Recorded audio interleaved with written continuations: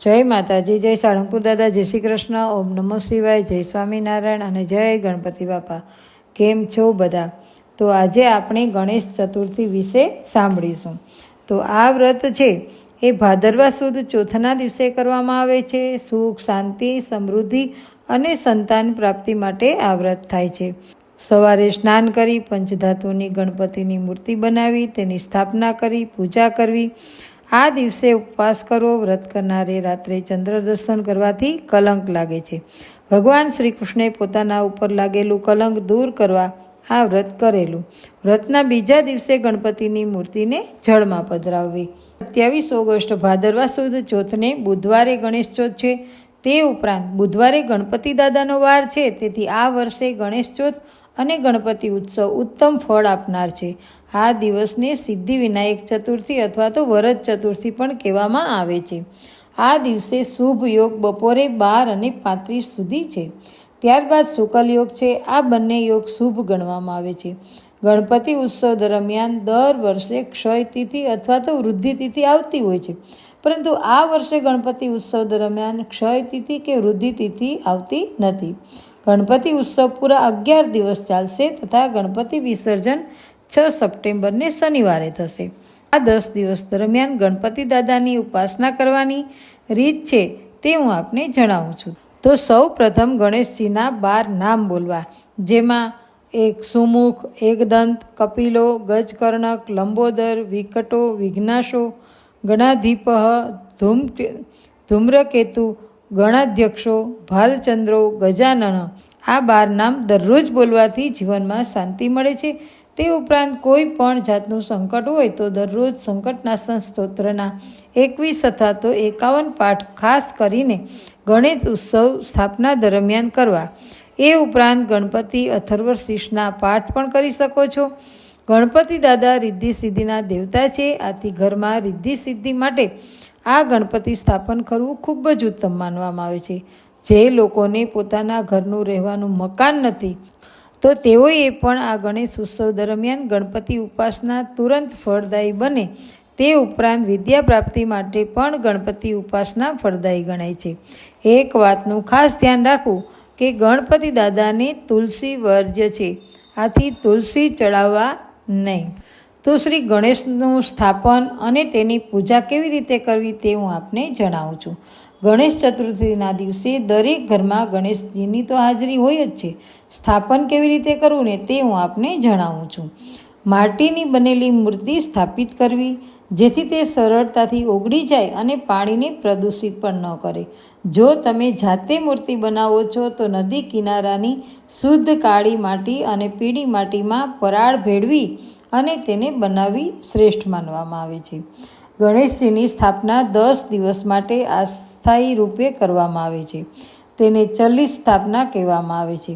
ક્યારેક સ્થાપના ઓછા દિવસો માટે પણ કરવામાં આવે છે. જો શક્ય હોય તો સ્થાપના સમયે કળશ સ્થાપન પણ કરવું જોઈએ. મૂર્તિને કાળા, પીળા, લીલા રંગ સિવાય કોઈ પણ રંગનું આસન તમે મૂકી શકો છો. ગણેશજીને આગળથી જોવાનું છે, ગણેશજીને પાછળ નથી જોવાનું, કેમ કે પાછળની બાજુ ગરીબી રહેલી છે એવું માનવામાં આવે છે. એટલે ગણેશજીને સન્મુખ જ દર્શન કરવાના. ગણેશજીને તુલસીના પાન ચડાવવાના નહીં. ઘરમાં સ્થાપન માટે જમણી બાજુ સ્થળવાળી મૂર્તિ શુભ માનવામાં આવે છે અને વ્યાવસાયિક સ્થળ સાથે ડાબી બાજુ સ્થળવાળી મૂર્તિ શુભ માનવામાં આવે છે. તો હવે આપણે ગણેશ ચોથનો વ્રત છે તેની કથા સાંભળીશું. અને ગણેશ ચોથ છે એ ભગવાનનો જન્મદિવસ છે. ભાદરવા સુદ ચોથના દિવસે આ વ્રત લેવાય છે. વ્રત કરનારે ભાદરવા સુદ એકમથી ગણપતિ દાદાની સ્થાપના કરવી, દરરોજ વિધિ વ્રત પૂજા કરવી તથા કથા સાંભળવી. વ્રત કરનારે મીઠાવાળી ચીજ ન ખાવી. ચોથને દિવસે ચંદ્ર દર્શન કરવું. ત્યારબાદ ગણપતિની મૂર્તિને જળમાં પધરાવી અને તેનું વિસર્જન કરવું. એક દિવસ ગણપતિ મહારાજ રિદ્ધિ સિદ્ધિ સહિત આકાશ માર્ગે કૈલાસ તરફ જવા નીકળ્યા. રસ્તામાં ચંદ્રલોક આવતા ચંદ્રએ ગણપતિને જોયા. તેમનો દેખાવ જોઈને ચંદ્રને હસવું આવ્યું. આથી ગણપતિ તેના ઉપર ગુસ્સે થયા અને શ્રાપ આપતા બોલ્યા કે હે ચંદ્ર, તને તારા રૂપનું અભિમાન છે ખરું ને? એટલે તું મને જોઈને હસે છે. પણ યાદ રાખજે કે આજનો દિવસ કોઈ તારું મુખ નહીં જુએ, અને જો ભૂલે ચૂકે જોશે ને તો તેના માથે કલંક લાગશે. આ સાંભળી ચંદ્ર ગભરાઈ ગયો અને બીકનો માર્યો જળમાં રહેલા કમળમાં છુપાઈ ગયો. આથી ચારે કોર અંધકાર છવાઈ ગયો. સ્વર્ગલોકના દેવોને આની જાણ થઈ. આથી તેઓ અકળાઈ ઉઠ્યા અને તરત બ્રહ્માજી પાસે આવી અને ચંદ્રના શ્રાપનું નિવારણ પૂછવા લાગ્યા. બ્રહ્માજીએ દેવોની વાત શાંતિથી સાંભળી. ત્યાર પછી તેઓ બોલ્યા કે ગણપતિનો શ્રાપ ક્યારેય મિથ્યા થતો નથી. તેમ છતાં ગણપતિ પ્રસન્ન થાય અને કંઈક રસ્તો નીકળે તેવો ઉપાય હું તમને બતાવું છું. દેવોએ ઉત્કંઠાથી પૂછ્યું કે ગણપતિને શી રીતે પ્રસન્ન કરી શકાય? બ્રહ્માજીએ કહ્યું કે ગણપતિને પ્રસન્ન કરવા માટે ચંદ્રએ ગણપતિ ચોથનું વ્રત કરવું પડે. એ વખતે ગણપતિને પંચધાતુની મૂર્તિ બનાવી તેની સ્થાપના કરવી, વિધિવત તેની પૂજા કરવી, નૈવેદ્યમાં લાડુ ધરાવવો.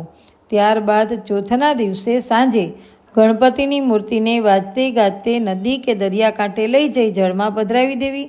જો આ દિવસે યોગ્ય બ્રાહ્મણને જમાડી યથાશક્તિ દાન આપવામાં આવે તો ગણપતિ તેના ઉપર અતિ પ્રસન્ન રહે છે અને તેના સઘળા સંકટો દૂર કરે છે. ત્યાર પછી દેવોએ બૃહસ્પતિ સાથે ચંદ્રને આ મુજબનો સંદેશ પહોંચાડી દીધો. ચંદ્રએ પણ શ્રાપના નિવારણ અર્થે વ્રત કરવાનો સંકલ્પ કર્યો. ભાદરવો મહિનો આવતા ચંદ્રએ ગણપતિની પંચધાતુની મૂર્તિ બનાવી અને તેની સ્થાપના કરી, પૂજા કરી, વ્રતનો આરંભ કર્યો. તેણે ગણપતિની પ્રાર્થના કરતાં કહ્યું કે હે ગજાનન, મારાથી ભૂલમાં કંઈ પણ બોલાઈ ગયું હોય તો મને માફ કરી દો અને તમારા શ્રાપમાંથી મને મુક્ત કરો. ચંદ્રની ભક્તિ જોઈ ગણપતિ ખુશ થયા અને બોલ્યા કે હે ચંદ્ર, તને તારી ભૂલ સમજાય એ સારી વાત કહેવાય, પરંતુ તું મારા શ્રાપમાંથી મુક્ત નહીં થઈ શકે. તેમ છતાં તે મારું વ્રત કર્યું, તેથી હું તારા પર પ્રસન્ન થઈ મારા શાપને થોડો હળવો કરું છું. જો સાંભળ, કોઈ વ્યક્તિ ભાદરવા સુદ બીજના દર્શન કરી અને પછી ચોથના દર્શન કરે તો તેને કોઈ પણ જાતનું સંકટ નહીં નડે. બાકી ભૂલે ચૂકે જો કોઈ બીજના ચંદ્રના દર્શન કર્યા વગર ચોથના દર્શન કરશે તો તને જરૂર કલંક લાગશે. તેમ છતાં જે કોઈ મારું વ્રત કરશે તો તેના પર મારી કૃપા દ્રષ્ટિ ઉતરશે. હે ગણપતિ દાદા, જેઓ તમારું વ્રત પૂજન કરે, તમારી કથા વાર્તા સાંભળે, તેનું સદાય કલ્યાણ કરજો અને સંકટનું નિવારણ કરજો. ઓમ નમઃ શિવાય અને જય ગણપતિ બાપા. આપને આ વિડીયો જો પસંદ પડ્યો હોય તો વિડીયોને લાઈક કરજો, શેર કરજો અને મારી ચેનલ ઉપર પહેલી જ વાર આવ્યા હોય તો ચેનલને સબસ્ક્રાઈબ કરી દેજો. ફરી મળીશું નવા વિડીયો સાથે. ત્યાં સુધી બધાને જય ગણપતિ બાપા.